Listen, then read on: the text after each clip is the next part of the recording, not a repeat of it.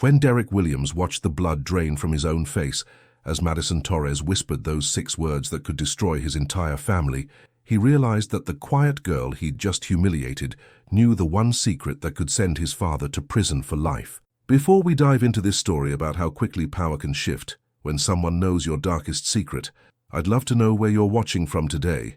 Drop your location in the comments, hit that like button, and if you're new here, subscribe for more stories about how the tables can turn when you least expect it. Now let me take you back to how a simple act of cruelty became the most intense psychological showdown Lincoln High had ever witnessed.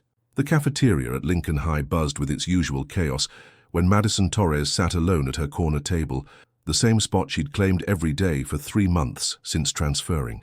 Her dark hair fell like a curtain around her face as she quietly ate her sandwich, trying to become invisible. She should have known Derek Williams wouldn't let her have peace today. Derek was everything Madison wasn't: loud, popular, commanding attention simply by existing. At 17, he carried himself with the swagger of someone who'd never faced real consequences. His Letterman jacket was pristine, his blonde hair perfectly styled, and his smile could charm teachers and intimidate freshmen equally. But today, that smile held something darker as he approached with a full carton of chocolate milk. "Hey, Mouse," Derek called out, using the cruel nickname he'd given her. "Still eating alone, I see. How pathetic." Madison didn't look up. Ignoring him sometimes made him lose interest faster. But today felt different. There was electricity in the air, and every instinct told her to run. Derek's friends formed a loose circle around her table. Conversations quieted as students sensed drama brewing. Some pulled out phones, anticipating something worth recording. "I asked you a question, Mouse," Derek said, his voice carrying that dangerous edge. "Don't you think it's rude to ignore someone?" Madison finally looked up, and for just a moment Derek caught something in her dark eyes that made him pause. It wasn't fear. It was something colder, more calculating. But the moment passed so quickly, he convinced himself he'd imagined it. "I'm sorry," Madison said quietly. "I didn't mean to be rude." Derek's grin widened. This was exactly the submission that fed his ego. "You know, Mouse, you've been here 3 months and still don't have friends. That's pretty sad, don't you think?" Madison's grip tightened on her sandwich, but she said nothing. "Maybe you need help fitting in. Maybe you need someone to help you make a splash." The pun was intentional, and Derek's friends snickered. "At Lincoln High, we have traditions. One is making sure new students feel welcome." Derek raised the carton above Madison's head, grinning wide enough to show all his teeth. "Consider this your official welcome party." In one swift motion, he tipped the carton, sending cold chocolate milk cascading over Madison's head and shoulders. The liquid soaked through her hair, dripped down her face, and stained her white sweater brown. Gasps and cruel laughter erupted as Madison sat there, milk dripping from her chin. For a moment, time suspended. Madison didn't move, cry, or run like Derek expected. She just sat perfectly still as chocolate milk pooled around her feet. Then slowly she wiped the milk from her eyes. When she looked at Derek again, that cold calculation was back, stronger this time. She stood up, milk still dripping, and stepped closer to him. The cafeteria went completely silent. Even Derek's friends seemed unsure. Madison rose on her tiptoes and leaned close to Derek's ear.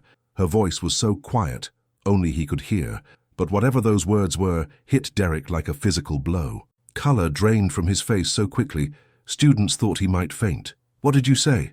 Derek whispered, his voice cracking. Madison stepped back, and for the first time since anyone had known her, she smiled. It wasn't friendly. "You heard me, Derek," she said clearly. "Now I think you have something to say to me, don't you?" Derek's hands began trembling. The milk carton dropped and hit the floor with a wet splat. What had the quiet girl whispered that could transform the school's biggest bully from predator to prey in seconds? 3 months earlier, Madison Torres had been living a completely different life in Phoenix, Arizona. She wasn't Madison Torres then. That was her mother's maiden name, adopted when they fled across state lines with nothing but 2 suitcases and terror. Her real name was Madison Chen, and her father had been Detective Robert Chen of the Phoenix Police Department. Had been because Detective Chen was dead, killed in what appeared to be a random robbery. Madison knew better. 2 weeks before his death, Detective Chen had confided in his 15-year-old daughter about a case keeping him awake. He was investigating a drug trafficking ring with connections reaching into Phoenix's highest levels: judges, councilmen, police captains. "Promise me something, Maddie." her father had said, using the nickname only he could use. "If anything happens to me, you and your mother need to disappear. I've been keeping insurance, documents, recordings, photos. Take them and run." Madison had laughed at her father's paranoia then. Now, standing with chocolate milk in her hair, she remembered every word. The insurance was a comprehensive file documenting the drug ring's operations. Among the photos was one that made Madison's blood run cold. Derek Williams' father, Thomas Williams, shaking hands with Vincent Morales, the man who'd shot Detective Chen. Thomas Williams wasn't just Derek's father. He was Deputy Chief Thomas Williams of Phoenix PD, one of Arizona's most respected officers. He was also, according to her father's evidence, the inside man feeding information to the cartel for over 2 years. Madison had spent 3 months in Riverside, California, living under her mother's maiden name, trying to blend in while they figured out what to do with evidence that could bring down Derek's father and half the Phoenix police force. She'd never planned to use it.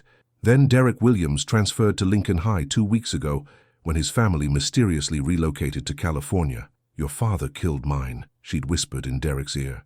"And I can prove it." Derek's mind raced. It was impossible. His father was a hero, a decorated officer, but pieces of a puzzle he'd never wanted to solve began clicking into place.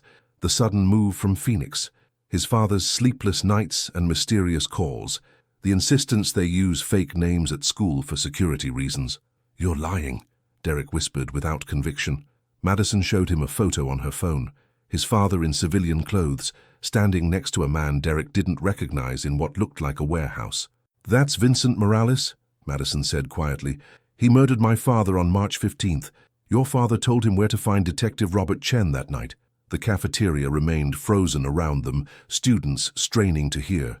But they couldn't understand why Derek Williams, the most feared student at Lincoln High, now looked ready to collapse. "What do you want?" Derek whispered.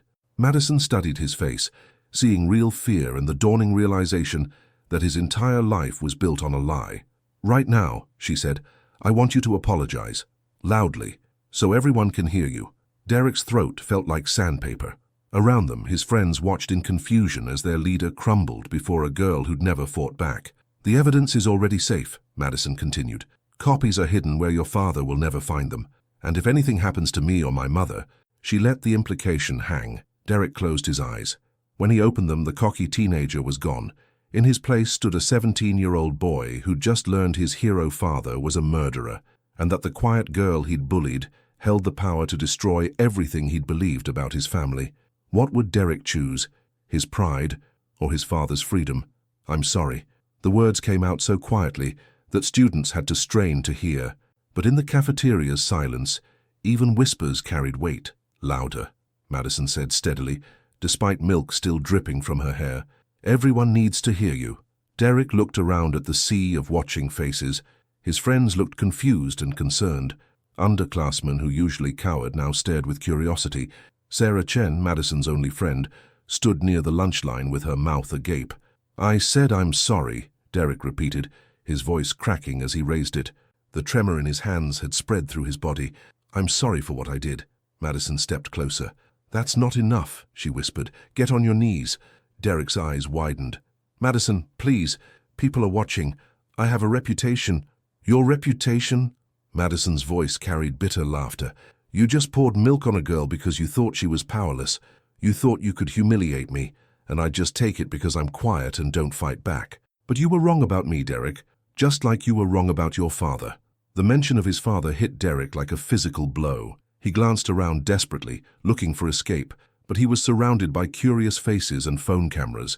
More importantly, he was trapped by knowledge that this girl held evidence that could destroy his family. "Please," Derek whispered, "don't do this here." "You didn't give me that choice," Madison replied. "You decided to make this public. You decided to humiliate me in front of everyone. Now you get to learn what that feels like." Derek stood frozen between pride and terror. The cafeteria held its breath as students watched the strangest confrontation in Lincoln High history. Some had started recording, sensing whatever was happening would be talked about for years. Then, slowly, Derek Williams, star quarterback, most popular guy in school, the teenager who'd never backed down, dropped to his knees on the sticky cafeteria floor. Gasps rippled through the crowd. Phones came out as students realized they were witnessing something unprecedented. Derek Williams on his knees, in front of the girl he'd just covered in chocolate milk. "I'm sorry, Madison," Derek said loudly enough for everyone to hear. "I'm sorry for bullying you. I'm sorry for calling you names. I'm sorry for making your life miserable. You don't deserve any of it." Madison looked down at him, and for a moment, something flickered across her face. Satisfaction, yes, but also something that might have been pity. She'd won completely, but victory tasted more bitter than expected. "Stand up," she said finally. Derek rose unsteadily, his knees soaked with spilled milk and cafeteria grime. Around them, the crowd buzzed with whispered conversations and clicking cameras. "Here's what's going to happen," Madison said calmly. "You're going to leave me alone, forever. You're going to tell your friends to leave me alone. And if you ever try to hurt me or anyone else in this school again, everyone is going to learn exactly why your family really moved to California." Derek nodded rapidly. "Yes, okay, whatever you want." "I don't want anything from you, Derek," Madison said. "I just want you to remember that the next time you think someone is powerless, you might want to think again. You never know what quiet people are capable of when you push them too far." Madison turned and walked toward the exit, leaving wet footprints on the linoleum. The crowd parted for her like she was a different person than the shy girl who'd walked in 30 minutes ago. At the doors, she paused and looked back. "Oh, and Derek," she called clearly across the silent cafeteria. "If you ever want to talk about your father, about what really happened in Phoenix, you know where to find me. But next time, you'll be the one asking for help." The doors swung shut behind Madison Torres, leaving Derek Williams standing alone in a puddle of chocolate milk, surrounded by classmates who would never look at him the same way again. But the story was far from over. That night, Derek would make a choice that would change both their lives forever. That night, Derek sat in his bedroom staring at his phone for 3 hours before finding courage to call his father. When Thomas Williams picked up, Derek's voice cracked. "Dad, I need to ask you something, and I need you to tell me the truth. Detective Robert Chen, Phoenix PD. Does that name mean anything to you?" The silence lasted so long, Derek thought the call had dropped. When his father finally spoke, his voice was different, colder, more careful. "Where did you hear that name?" That was all the confirmation Derek needed. His father didn't deny knowing Detective Chen, just wanted to know where Derek had heard the name. "His daughter goes to my school, Dad. Madison Chen. She's calling herself Madison Torres now because she's hiding from the people who killed her father. She has evidence, photos, recordings. She knows everything." The phone clattered as Thomas Williams dropped it. Derek heard his father's sharp intake of breath, followed by what sounded like sobbing. "Oh God, Derek, I never wanted you to know. I never wanted any of this to touch you." The confession that poured out over the next hour painted a picture Derek would never forget. His father hadn't started corrupt. It began with gambling debts and a moment of weakness when Vincent Morales offered to make those debts disappear for small favors. Information about raids. Advance warning about investigations. When Detective Chen got too close to the truth, Thomas had been ordered to set him up. He'd told himself Chen would just be scared off. He'd never imagined they would actually kill him. "I've been trying to find a way out ever since," Thomas said through tears. "That's why we moved to California." Over the following days, Derek watched Madison differently. She moved through Lincoln High's halls like a ghost, acknowledged now but still fundamentally alone. Students whispered about the cafeteria incident, but none understood the real story. Derek found Madison in the library during lunch on Thursday. "Can we talk?" "What do you want, Derek?" "I talked to my father. He told me everything." Derek sat across from her. "And you're not going to turn him in, are you? Because if you were, you would have done it already. Your father is a murderer. He helped kill my dad. Why wouldn't I want him to pay?" "Because you're scared," Derek said. "If you turn him in, if this goes to trial, those people in Phoenix will know where you are. They'll come after you and your mother." Madison's composure slipped for just a moment, and Derek saw the frightened 16-year-old beneath the cold exterior. "So, what are you suggesting?" "I'm suggesting we help each other. My father kept copies of everything too. Between what you have and what he has, we could bring down the entire operation. But we do it smart. We do it safe." "And your father goes to prison," Madison pointed out. Derek nodded, his throat tight. "Yeah, he does. But he goes to prison for what he actually did, not as a victim of the people he was trying to escape from." "Why would you help me destroy your own father?" Derek thought about the question. "Because 3 days ago I was a bully who thought I could hurt people without consequences. I thought power meant making others afraid of you. But you taught me something, Madison. Real power is doing the right thing, even when it costs you everything." 6 months later, Derek testified via video link as the key witness in the largest police corruption trial in Phoenix history. His father pled guilty to conspiracy and accessory to murder, receiving 15 years in federal prison. Vincent Morales and 12 others were convicted and sentenced to life. Madison Chen, she'd gone back to using her real name, started senior year as a completely different person. She'd never be the shy, invisible girl again. The experience had changed her, hardened her in some ways, but also shown her she was stronger than she'd ever imagined. Derek never regained his popularity after that cafeteria day, but he discovered something better than being feared. He learned what it meant to be respected. He spent senior year volunteering with anti-bullying programs and working with younger students struggling with difficult family situations. On graduation day, Madison and Derek found themselves sitting next to each other, arranged alphabetically. As their principal called out names, Derek leaned over. "Do you think we'll ever be friends?" Madison considered the question. "I don't know if we can be friends, Derek. Too much has happened, but I think we understand each other now, and sometimes that's more important than friendship." "I'm sorry," Derek said one last time. "For everything." Madison nodded. "I know you are. And Derek, for what it's worth, I think your father is sorry too.